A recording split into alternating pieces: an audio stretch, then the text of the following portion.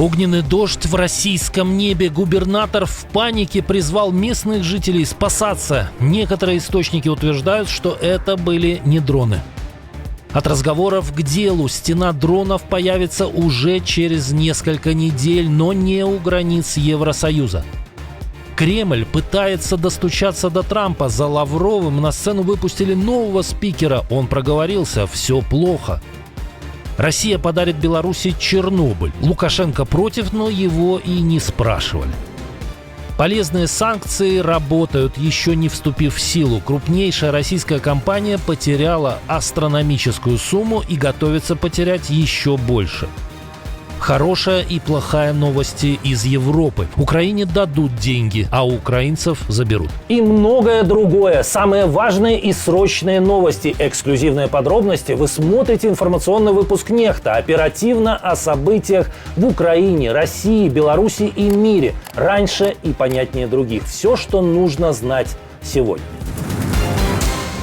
Украинские дроны – это не только справедливое возмездие за агрессию, это еще и новогоднее настроение. Ночное небо над Орлом запылало яркими красками. Это были обломки украинских дронов, которые российское ПВО сбивало прямо над жилыми кварталами. Некоторые источники уверяют, это были не БПЛА, а «Фламинго» – новые украинские ракеты большой дальности. Местный губернатор после объявления тревоги не подбирал слов. В Орловской области объявлена ракетная опасность. Если вы находитесь дома, спрячьтесь в помещениях без окон со сплошными стенами, в коридоре, в ванной, кладовке. Если вы на улице, зайдите в ближайшее здание или соответствующее укрытие.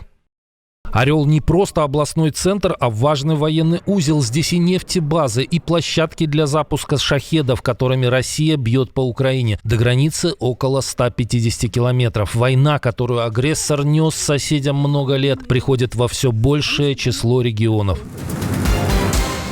Украина готовится включить первую в мире стену дронов. Систему, которая должна перехватывать российские ударные беспилотники до того, как они достигнут городов и критической инфраструктуры. По данным Business Insider, разработчики из A-Trade уже отправили комплекс в страну, и первые позиции будут развернуты в ближайшие недели. Суть технологии звучит как фрагмент фантастического романа. Десятки небольших дронов поднимаются в воздух после сигнала радаров и выстраиваются в плотный занавес. Каждый аппарат несет мини-заряд и подрывается вблизи цели, создавая в небе летающее минное поле. Если часть дронов не понадобилась, они спокойно возвращаются на платформу и готовы к повторному применению. Один перехват стоит несколько тысяч долларов, но на фоне стоимости крылатой ракеты и возможного ущерба от нее это копейки. Система работает на базе искусственного интеллекта, который мгновенно меняет конфигурацию стены под траекторией цели. Ее также нельзя слепить глушением GPS. Главный козырь — управлять примерно сотней дронов может один человек после базового обучения. Разработчики утверждают, что на тестах стена показала 100% эффективность, но боевые условия в Украине станут ее первым настоящим экзаменом.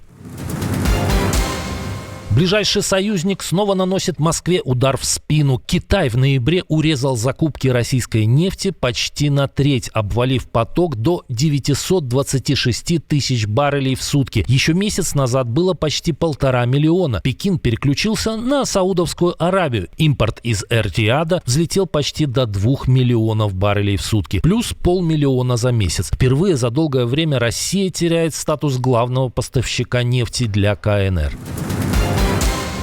ЕС выделил Украине очередной транш помощи – почти 6 миллиардов евро. Об этом заявила Урсула фон дер Ляйен, выступая в Европарламенте. Пояснила председатель Еврокомиссии и причины. Именно сейчас настал момент действовать с новым импульсом. Разоблачить циничные попытки Путина выиграть время и заставить его сесть за стол переговоров. Мы должны и дальше повышать цену этой войны для России. Тем более, что шрамы на ее экономике становятся все более заметными уже сейчас. Фон дер Ляйен озвучила несколько возможных вариантов дальнейшего финансирования Украины, но открыто заявила, что считает использование замороженных российских активов самым предпочтительным решением. Это самый эффективный способ поддержать оборону и экономику Украины и самый четкий сигнал России. Время не на ее стороне. Мы покажем, что при необходимости готовы к длительной борьбе. Потому что речь идет о нашей свободе. Европа будет стоять рядом с Украиной столько, сколько потребуется. Кремль просит у Вашингтона пощады. Вслед за Лавровым умолять США вернуться к переговорам бросился Песков. Мы искренне надеемся, что президент Трамп все еще готов содействовать политическому и дипломатическому урегулированию украинской проблемы. В интервью CNN помощник Путина в определенный момент не сдержался и открыл карты. И мы теряем время, теряем деньги, теряем прибыль. Использовать западные СМИ для распространения своих нарративов пытался и Лавров, но итальянское издание «Корьере делла Сера», которое взяло у главного путинского дипломата эксклюзивное интервью, в итоге отказалось его публиковать из-за сомнений в правдивости ряда заявлений главы российского МИДа. Наша команда существует благодаря вам. Поддержите ее, чтобы мы могли продолжать нашу работу.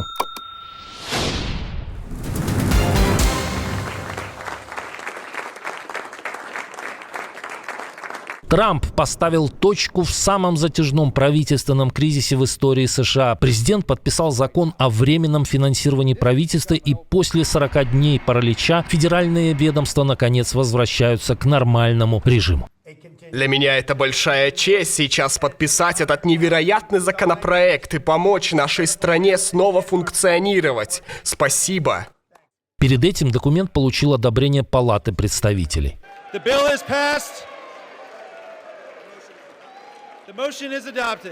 Рекордный шатдаун стал кульминацией жесткого политического клинча между республиканцами и демократами. Оппозиция уперлась и не хотела идти навстречу без гарантий продления субсидий по Обамакэр.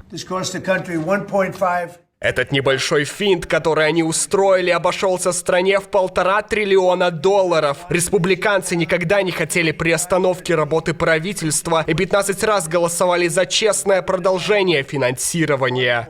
В итоге ситуацию разрядили лишь несколько умеренных демократов и один независимый сенатор, согласившись поддержать проект бюджета. Ключевой конфликт никуда не делся. Республиканцы лишь пообещали отдельно рассмотреть вопрос о продлении субсидий для программы Обамакэр без гарантий. Мы продолжим бороться за снижение высокой стоимости жизни. Демократы в Палате представителей продолжат бороться за решение кризиса здравоохранения, созданного республиканцами. Закон действует временно, до 30 января. Конгрессу теперь предстоят 2,5 месяца тяжелых переговоров ради полноценного бюджета. Пока Песков и Лавров практически умоляют Вашингтон о возобновлении переговоров, подчиненные Лаврова пытаются угрожать США. Глава второго департамента стран СНГ МИД РФ Алексей Полищук в интервью ТАСС допустил отправку хваленого буревестника в Беларусь. Зарубежные эксперты называют ракету летающим Чернобылем. Она представляет опасность в первую очередь стране, которая его попытается запустить. Симптоматично, что совсем недавно сам Лукашенко заявлял, что ему такой подарок не нужен. Буревестник Посейдон нам не нужен, конечно, потому что этот буревестник сегодня летает сутки, можно запустить с Владивостока, он любую точку поразит. Зачем его тащить на передовую? Но на США, похоже, ядерный шантаж Путина действовать перестал. Тут переходят от слов к делу. Госсекретарь Марко Рубио заявил, что страна готовится к испытаниям средств доставки ядерного оружия. Мы должны убедиться, что эти вещи работают и что они безопасны. Рубио также дал понять, что и другие сигналы из Москвы в Вашингтоне слышат. На мольбы представителей Путина о возобновлении переговоров госсекретарь дал понять, что России нужно сменить тон и умерить свои аппетиты. Мы можем опираться только на то, что видим. Я имею в виду, что они, россияне, четко заявили, чего хотят, а именно остальную часть Донецкой области. И, очевидно, украинцы на это не согласятся. Они выдвинули требования, с которым Украина не может согласиться.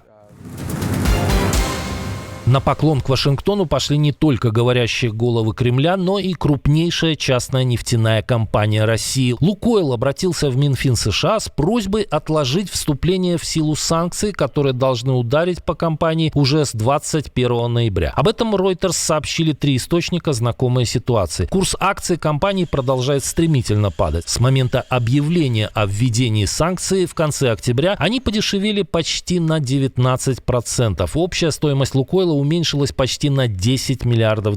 По данным Financial Times, внутри компании уже готовятся к самому болезненному сценарию. Активы за границей стоимостью около $16 миллиардов могут быть окончательно потеряны.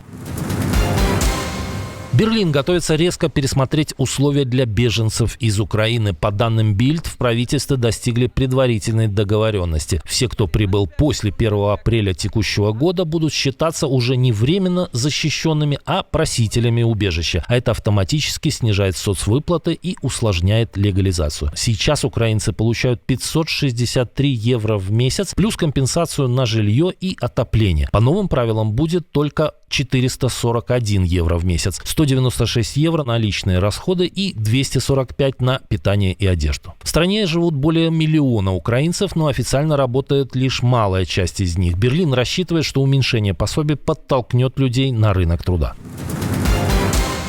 В США закрыли огромную главу своей истории. Монетный двор отчеканил последний в стороне пенни, монету, которая жила вместе с Америкой больше 2 веков. В Филадельфии прошла торжественная церемония, где казначей Брентон Бич лично запустил последний штамп. Причина проста. Пенни давно стал убыточным. Чтобы произвести одну монету номиналом в 1 цент, государству приходилось тратить почти 4. При этом в обороте скопилось около 300 миллиардов медных монет, которых в стране, мягко говоря, хватает с избытком. Полного исчезновения пенни, впрочем, не будет. Он остается законным платежным средством, а для коллекционеров монетный двор продолжит выпускать время от времени ограниченные нумизматические серии. Отдельное спасибо за то, что досмотрели до конца. Спасибо за ваше доверие. Жду развернутых комментариев, лайков и репостов. Это важно для того, чтобы нас становилось больше. На этом пока все. Доброго вам вечера, до новых встреч и хороших вам новостей.